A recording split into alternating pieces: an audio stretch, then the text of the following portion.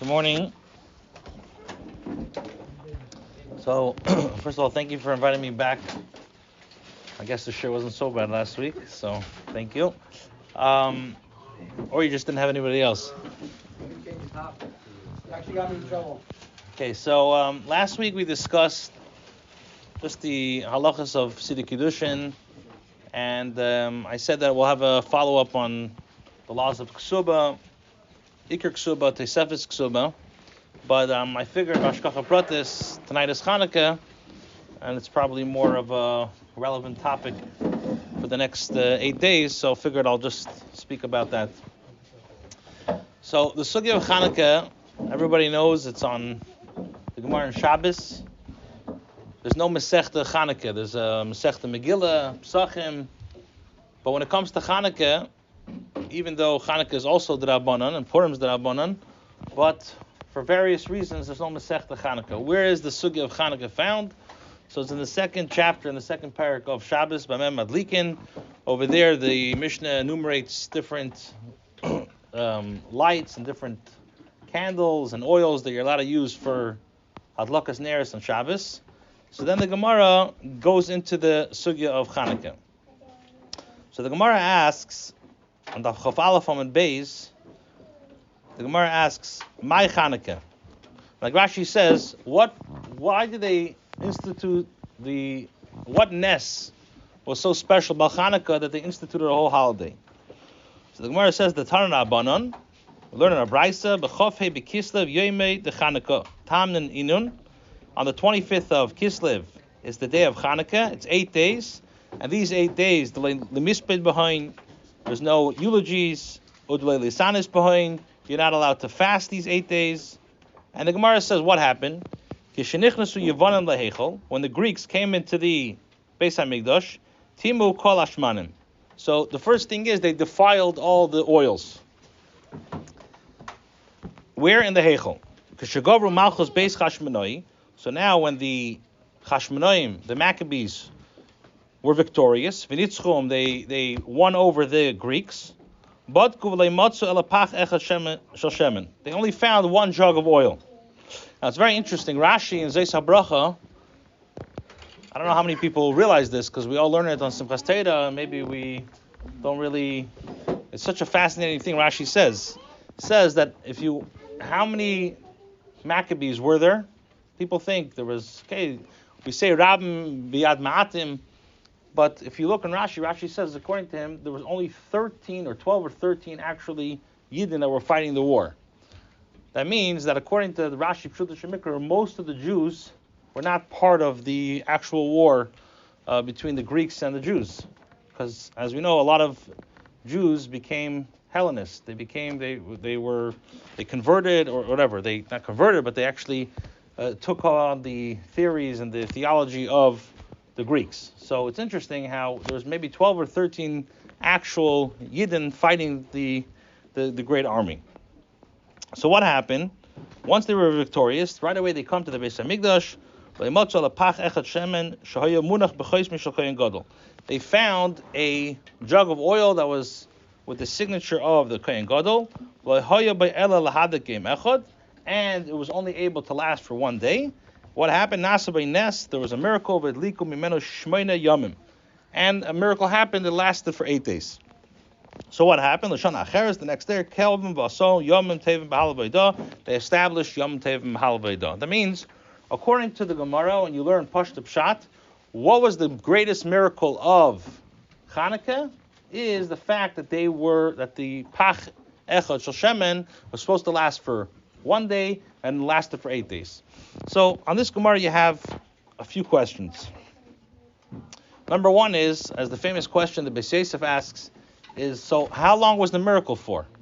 If the jug of oil was able to last for 1 day and it lasted for 8 days, that means the first day wasn't a miracle. So why are we celebrating 8 days of Hanukkah? So the Beis Yosef gives like 3 answers. He says one answer is that they put in only a little bit of they took the jug of oil and they divided it into 8. There's literally a sefer which has 100 different answers on this question. The famous Shiloh of the Beis Yosef, and 100 different answers of why we celebrate 8 days. The Rebbe has a fascinating sikha It's I believe it's printed in Chedech of Hay, the Rebbe's Chiddush on Nimna Haninois, that the Chiddush of the Menorah is that it burned, but it didn't consume. Very like a Chiddush that it's like you have like the Rebbe's guy in Torah, how he looks at things. It's just unbelievable. How if you have the time, I would encourage you to learn the Sikha. Okay, so then you have another question the Gemara asks. The Mefarshim asking the Gemara is, the Rebbe speaks about this. It's really from the Rishonim is we know that Tuma Hutra B'Tzibur. So according to Rashi, maybe it's not a shaila because according to Rashi, most of the Jews were not tummy. Who was tummy? It was the Greek, the few Yidden that fought against the Greeks. But the general halacha is Tuma Hutra B'Tzibur. So if the majority of the congregation was tummy, so why do they have to wait? The Pashtus, why did it take 8 days? What's the miracle 8 days? Because it took basically 4 days to travel there. It took 4 days to travel back wherever they got the oil. So it took 8 days for them to just get back into motion. But if most of the Jews were anyways tummy, they could have lit the Menorah in a state of tumah. Why do they have to wait these 8 days? And Hashem had to make a miracle. So we know what the Rebbe says is that the difference between the difference between the war against the Greeks and the war, let's say Haman, is that Haman wanted, as the Megillah said, lahashmig, la'arig, la'abid, it's called Yehudim minar ba'zokin. He wanted to destroy everybody. It was literally like a Holocaust. He wanted to just wipe out the Jewish people. The Greeks, they didn't really have a problem with the Jews per se. They liked the culture of the Jews. They liked the way they thought, But the problem is they didn't like that the dedication that they had to the Eibishter. And that's why we say in the Alanissim, we don't say that they lashkicham Torah. So it should have said, grammatically, it should have said that they wanted to make you forget the Torah. What does it say? Lashkicham Torah secho. That they wanted to forget Hashem's Torah. In other words, learn Torah because it's a very wise book. It's a sefer which is very intelligent, but don't learn it because it's the Eibishter's Torah. So when it came time now for, what was the fight? The fight wasn't a physical, it wasn't like a war. It was a war in theology. It was a war in how do you look at Hashkafa? How do you look at Yiddishkeit? It's a famous story, the Friedrich Rebbe, when the Friedrich Rebbe came, I think in 1940, and he had a whole vikuach with the Gedolim on Chinuch. So the Friedrich Rebbe said, and you see this nowadays, a few months ago, the government's trying to fight against education. Why are we fighting back? Like, think to yourself, what's the big deal? So you have math, you have English, these are all skills, and I think we can all agree, these are all skills that will help us out in life later on. So what's the big deal? You take an hour or two and go learn secular studies. And the Friedrich Rebbe, and they told the Friedrich Rebbe, when it's a brenta fire, when there's a fire burning, you don't go look and say, let me use the cleanest water and the best. You just take, even if it's dirty water, and you extinguish the fire. So they said, now there's a fire going on. You're going to start trying to have the unaltered way of chinuch, the unaltered way of Yiddishkeit. You have to take what you can get. So the Friedrich Rebbe said, yeah, you're right. But when you're fighting fire with kerosene, and you're throwing kerosene on it, it's going to make the fire even worse. So what the Yidden were basically, the message the Jews were telling the Greeks is that you want to defile our shemen. What's shemen? Shemen is like, it's the chachma, it's the Mesiras Nefesh that a Yid has. That they said you're not touching that. You're not touching our iskashus to the Eibishter. And that's why it's very interesting. The Sfarim say that when you take, let's say, if you look in Torah the Alter Rebbe, the whole war, like we said, is a spiritual war. So the Sfarim say that the Gragger and the dreidel, what's the difference between the two? Besides, one makes noise, one doesn't. But the pin of the dreidel is on top, and the handle of the Gragger is on the bottom. Why? So he says because the Hanukkah was a spiritual war. Purim was more of a physical war. Now, it's very interesting to note that in the entire Alanissim, like Rashi asks from the Gemara, what did they establish the Ness on? So the Papashas comes out from the Gemara that the miracle was the Shamatzu Pach Echad Shel Shemen, and was supposed to last only one day and lasted 7 days. If you look in the Alanissim and you just translate Pashto words, there's not one mention about the miracle of the Menorah. We speak about in the days of Matisyahu, who was the son of Yechanan Kohen Gadol, Hashmonai and his children, that when Malchus Yavon wanted to destroy them and to Lashkichem Teresecha, so what happened? They stood up to them, and Hashem made a great miracle, and then they came Ufinu Sechalecha V'Tirs Mikdashecha, and then V'Hidliku Neres B'Chashis Kodshecha. The Rebbe says in the Sikha, V'Hidliku Neres B'Chashis Kodshecha doesn't mean that they lit because the Menorah wasn't lit in the Chotzer, the Menorah was lit in the Heichel. It wasn't lit in courtyards. So the Rebbe says, V'Hidliku Neres B'Chashis Kodshecha means that as a festive, as to celebrate, when we want to celebrate and have a festive meal and we want to have the show celebration, we light candles. So V'Hidliku Neres B'Chashis Kodshecha has nothing to do with the Menorah. Kumtais comes out that basically the entire Alanissim doesn't mention anything about the miracle of the Pach Echad Shel Shemen. Where do we mention that? In the Ner Salalu that we light. Okay, there's different biurim of why, but just to get into the a few practical halachas, just before and to mention one more thing. So the Gemara mentions about the miracle of the Pach Echad Shel Shemen. The Rambam gives a history.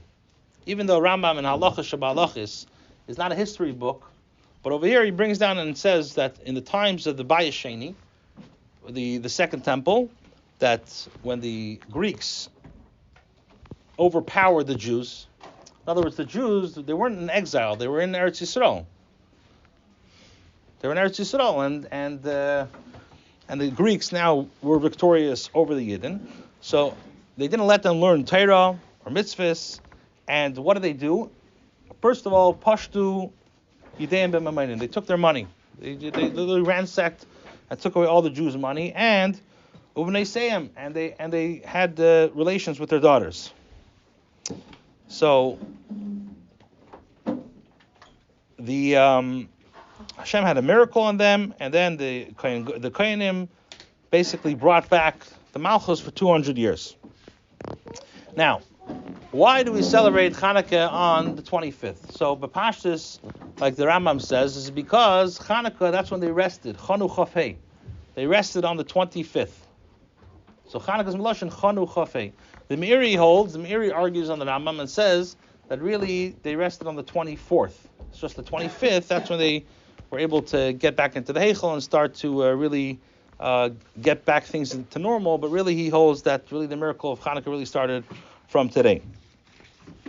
Now, Hanukkah also is Rosh Tevis Ches Neres v'Halacha Kibeis Hillel. That we know the machlekes of how do you light. The Gemara in Shabbos says that you start lighting from 8-7, meaning the first night 8, then 7 and 6, or is it the opposite, 1, 2, 3, like the way we paskin? So Hanukkah, we say it's called Hanukkah because Ches Neres v'Halacha Kibeis Hillel. Now, even though that on Hanukkah, it's not like Purim that we know one of the mitzvahs hayom is to actually have a meal. On Hanukkah, there's a mitzvah to be marba a little bit in the Suda, but there's no mitzvah of it. Now, another reason is, we call it Hanukkah, is because this was the day that the Melechas HaMishkan was completed, even though the Eibishter told the Yidden to wait till Rosh Chodesh Nisan to inaugurate the Mishkan, but really the actual Mishkan was ready already on Chafei Kislev, so that's another simcha. Now, it's brought down that if you do want to have a Sudas mitzvah, it's brought down in Shulchan Aruch that you have to add in Shirais v'Tishbachis. So there should be singing, there should be Divrei Torah. It's brought down as well in Halacha that it's the days that you add in Stucca, because this is a time that you could, if God forbid there was pigima in your nefesh, so it's brought down that tzedakah dafka on Chanukah helps with that as well. It's brought down as well that, like we said from the Gemara, you don't fast on Chanukah, but on the day before or after you could. Now, just a few more things before we get into the practical halacha. Hanukkah, you're allowed to work. It's mutter in work as well.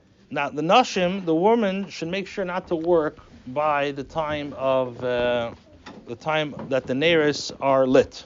And it's brought down also, Shulchan Aruch says, don't be makel in these halachas that a woman should work. Why? And work means, laundry or all these things. This is what it means, mulacha by a work. Now, what's the reason why we're machmer by women? So, the Shulchan Aruch says that in the times of the Yevanim, they had a minig. That the minig is that when a girl would get married, she first had to have relations with the minister of the army, and then afterwards, then she can get married. So what happened? The daughter of Yechanan Kohen Gadol, who was it was a beautiful girl. The Melech wanted to have relations with her, and she agreed. And then she gave him cheese and gave him wine, and she got him very tired, chopped his head off, brought the head to Yerushalayim, and once the Yevanim saw what happened to their head guy, they all ran. And because of that, the minig is that we should have cheese, lezecher for this nes, as well as make sure also not to, the woman should not work as well. Now, when it comes to the oils, basically all oil is mutter to, as long as it doesn't have a bad smell or chase a person, because the purpose of the candles is persumei nisa. If a person is going to be chased away from that and has a bad smell, then you defeated the purpose.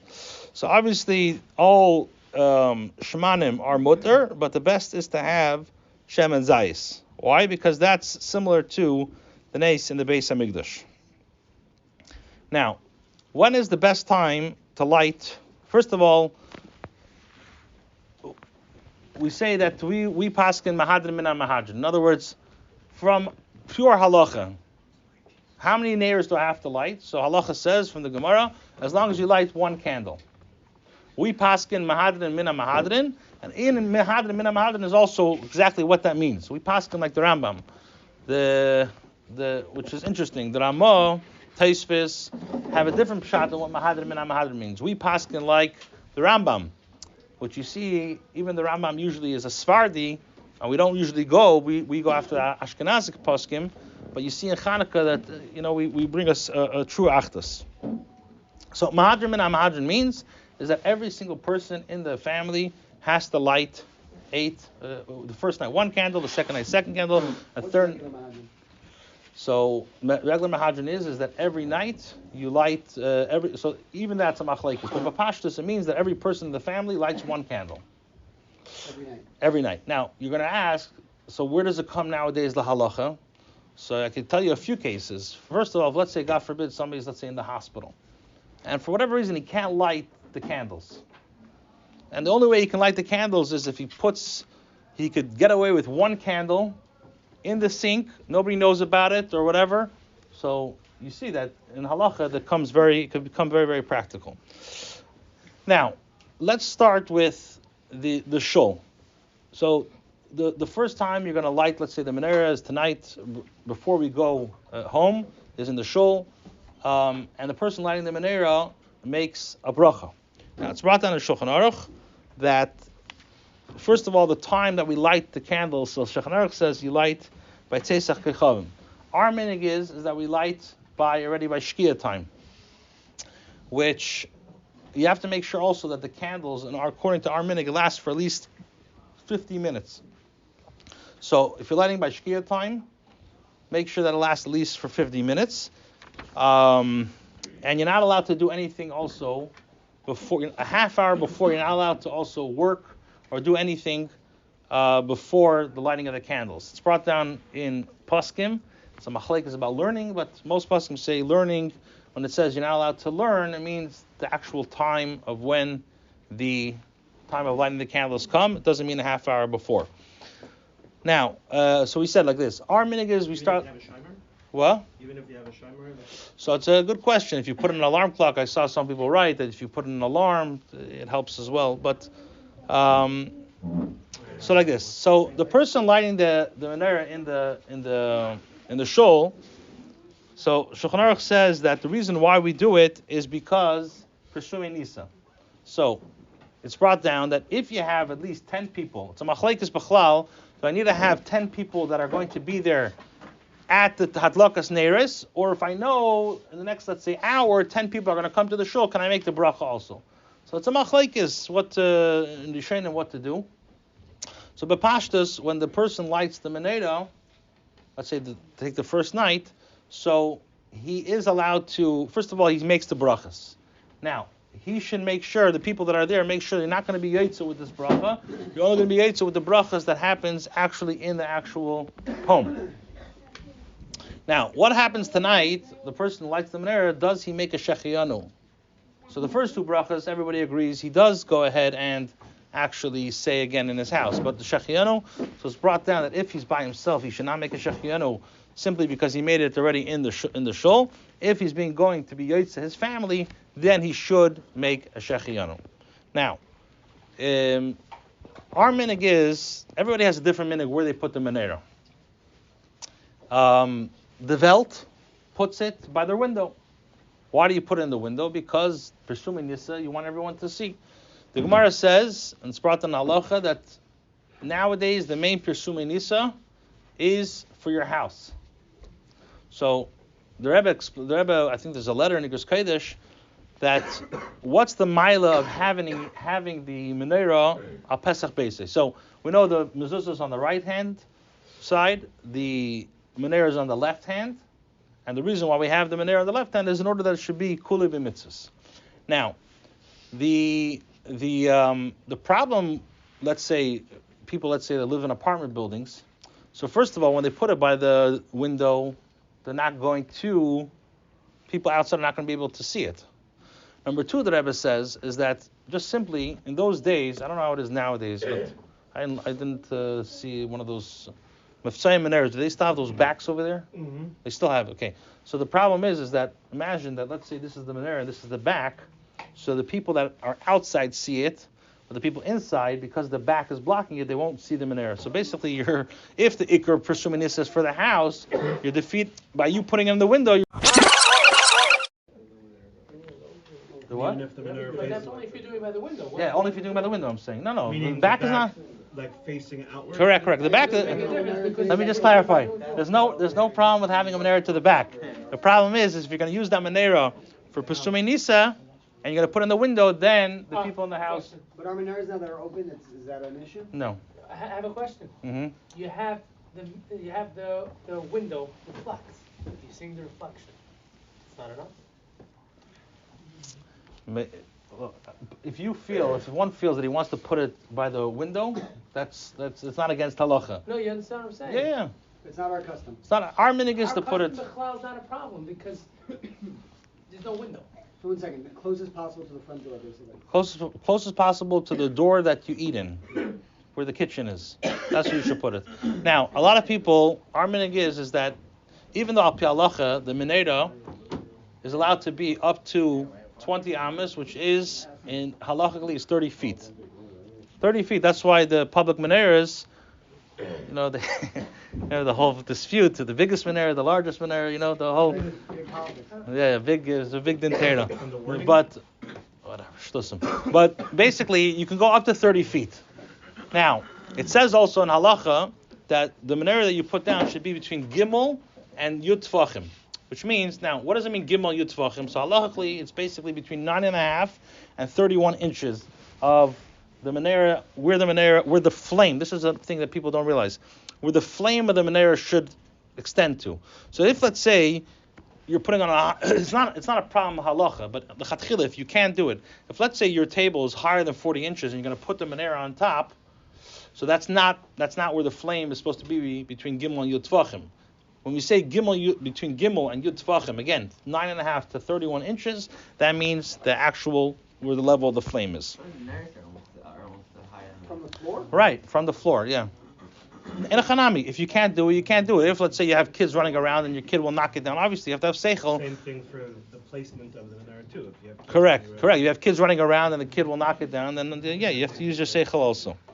So as close as possible to the doorway where you eat. Yeah. 40 inches is the max? Yud Tvachim is 40 inches. With safety in mind. Yeah. Again, that's lechatchila if you can handle it. If Menorah could be up to 20 feet. If you could lechatchila put it between 9.5 and 31 inches, not 31 inches. 31 inches, yeah. 31 inches, then it's low. So most of the tables that you eat on wouldn't work. You need Correct. a short Correct. table. Again, it's That's why lechatchila. they have a menorah table. Right. My business. Exactly.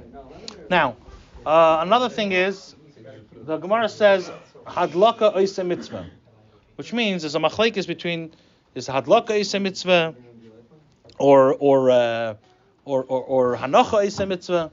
We paskin hadlaka oisa mitzvah, which means that the lighting makes the mitzvah. Now, what does that mean in practical halacha? Practical halacha means is that if, let's say, somebody is lighting, let's say, the menorah over here, and then he decides, I want to move it over there. He's not Yetza. Which means, if you have a menorah that you lit in one place, and it did not burn, let's say, a halacha for a half hour, and you moved it, you have to extinguish the candles again and relight it with a bracha. Now, what do we do? Yeah. What do we do? What? No, you don't say Shekhinah again. Now, what do you do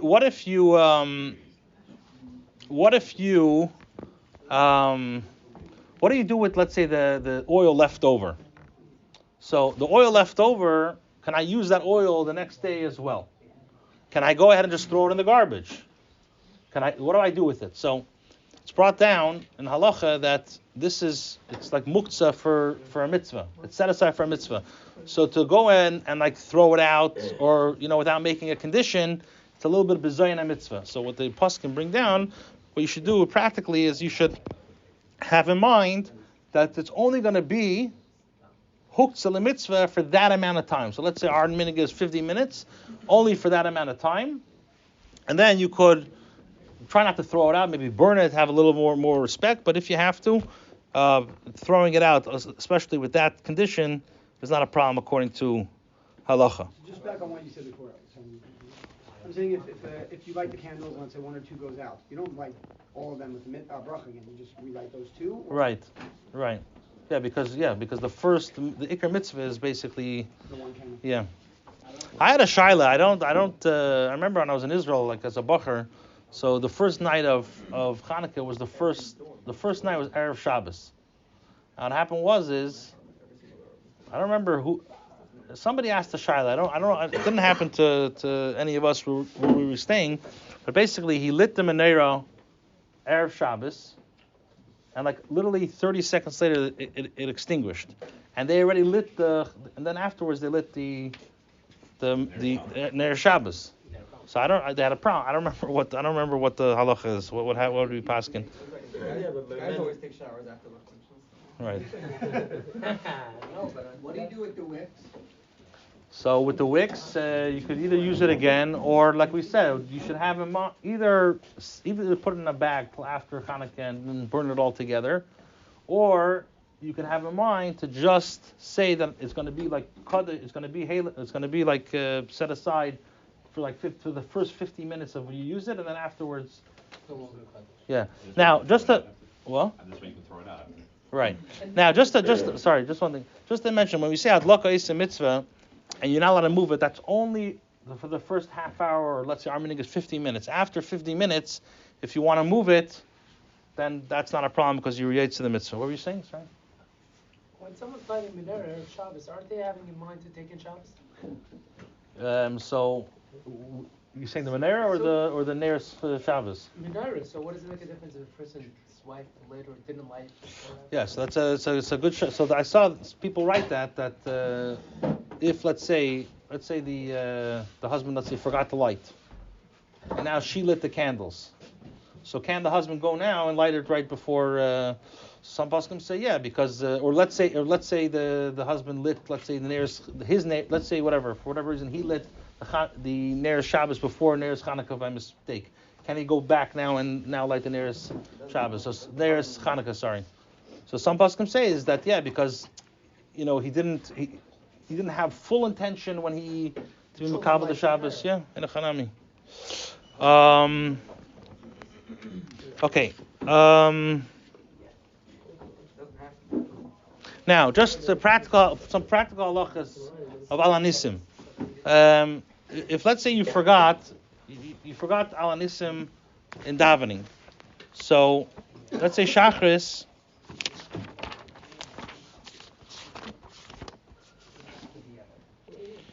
Shachris like this. If you forgot Al Hanisim, and you said, you remember before you made the bracha Tei Shimcha, so then you can go back and you say Al Hanisim. If you forgot, let's say after Shemona Esrei, so then you don't go back and say Al Hanisim. The same thing is in benching. If you forgot to say Al Hanisim and then you remembered before the bracha, you go back. If afterwards, then you don't go back. Okay, there's a famous, just leave off like this. There's a famous dispute when the Rebbe came out with Miftzah Hanukkah, or I should say the whole presuming Nisa of lighting public menorahs. So, of course, you had those people, whatever it is, that they had to find an issue of halacha with every mitzvah that Rebbe came out with. So what was their big issue with Miftzah Hanukkah? Hayitachin that the shluchim are making brachas on a public menorah, and then they're making brachas, and then they have to go be yaitz in their own, and they don't announce that the people that are there also should go and light into their house, and how could they be yaitz to the people there, and how can you make a bracha? So whatever, Rabbi Greenberg came in the Kollel this week. He gave a whole shir on it. Why al pi halacha is not a problem, but the nekudas hadvarim is just like we light a. Oh, very good. So he says like this, very simple. It should be just like a shul. We're lighting the menorah in the shul. What's the point of Hanukkah? Is Persumi Nisa. We're lighting it but to be mafarsim. So if you have a minyan over there, for sure it's not a problem to make a bracha because, again, it's all about being mafarsim. So what's the difference? Like take the same, like you just said, take the same logic in the shul and use it for the public menorahs. They had a fit with it. I would, if you have the time, I would. It's a very geschmack shir he gave. Fine. There's like we say by Yeser Mashakarasi Khan, like the Kohen Gadol said by the Avodah, more than he read. There's a lot more to discuss on Hanukkah. If you have any specific shilas, if you want to ask if I can answer, if I know it, I'll definitely try to answer. But that's basically the gist of the halachas of Hanukkah. Then you have obviously on Shabbos the Matzah Shabbos in Shul. So first we usually, if you're at home, you say Havdalah and then you light the candles. In Shul, you light the candles and then you say Havdalah. Okay, fine. That's basically it. Shkoyach.